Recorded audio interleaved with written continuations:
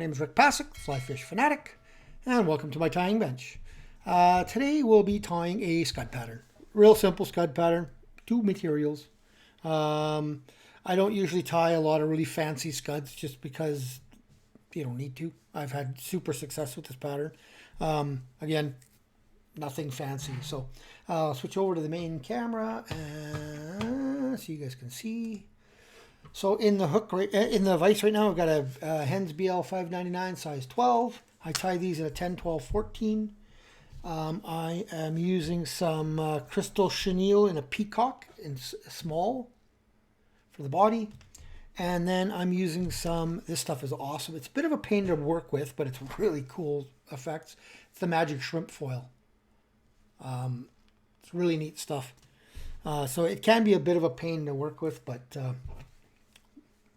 yeah, just if you're getting good results, then you just use what you got to use, right? So, okay. So I've got a oversized bead on there. It's a black bead. I like using either black or copper, but black is usually my go-to for them. Sometimes I don't even use a bead. I'll just I'll do underbody lead or nothing. Sometimes I won't put a bead on or anything. Again, mix it up, right? So you've got several different options. So I take my magic foil. Now this one here that I've tied, this one, it's oh yeah, right, and I'm using some red Semperfli wire too. Sorry. I cut the magic foil narrower, just so it stayed just on top. But I want to see if this, with this size, if this will a full width one, because you see how wide this stuff is. So I want to see what it looks like when it's a full width, as long as it doesn't wrap too far around the side. I wouldn't mind it around the side a bit, but I don't want it too far around the side. So I'm just gonna cut a little bit of a taper here.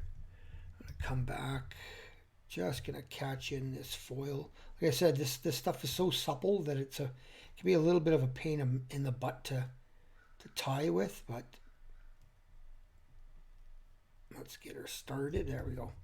So now I just want to make sure that I'm roughly on top, in the middle with the foil. Actually, I should have done the wire first, but that's okay. Not the end of the world. So then I'm going to take a piece of wire. I'm going to go right back up to the front. I'm going to shove that wire right in the bead hole there. That way it's tucked out of the way.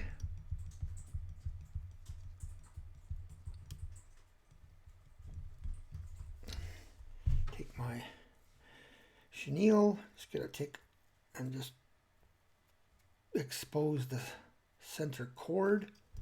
See? And then I'm going to catch that in. I'm going to get that foil out of the way.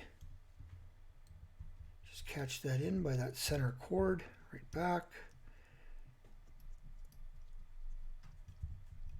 Back to there.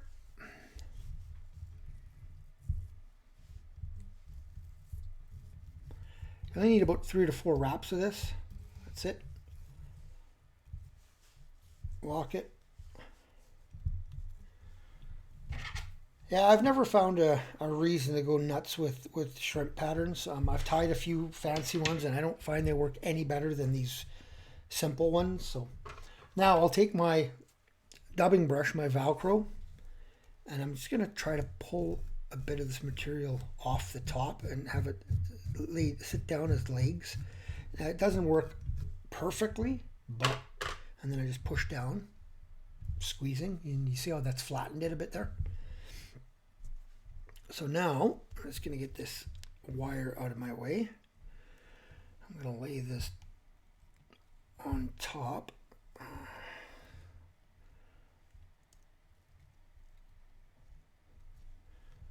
That's what I mean by this foil is a bit of a pain in the arse to work with, because it does this a lot, especially once you've stretched it. So there, I'm just going to lay it right on top and then hold it, give it a wrap. A second wrap, and then I'm going to give it a bit of a pull, make sure it is sitting where I want it to sit. Yeah.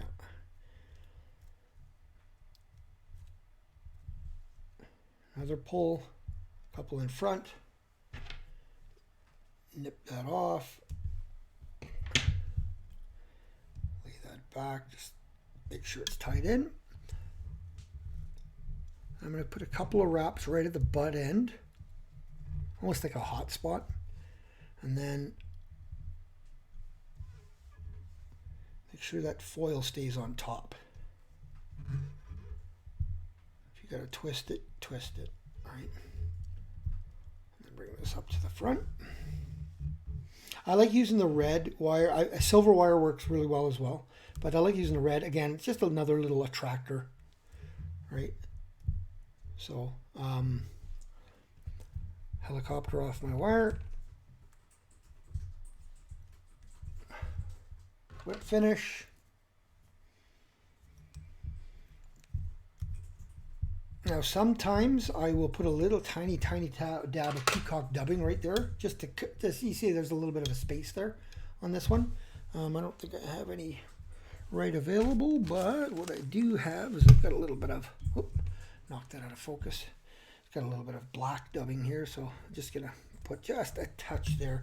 It all depends on how you've finished it. Sometimes I'll actually tie I do it on purpose to have dubbing here, just so I can pull some of it out. That just hides a little bit there, you know. 3-turn whip finish, cut that off, and if I want to, I can now take my dubbing brush and just give that a little bit of a pull. So I didn't have any peacock dubbing, but that's just a little bit of black fox that I had. So there, really simple. Like I said, it's a really simple pattern, really easy to tie, and super effective. I've had really good luck with this fly, and like I said, I've never noticed that that tying fancy ones with these make a difference. So, alrighty, well, tight lines, everyone. If you like this video, give her a thumbs up. If you've already subscribed, thank you very much. If you haven't, please consider doing so and smash that notification bell so you don't miss any future videos. We'll talk to you later. Tight lines.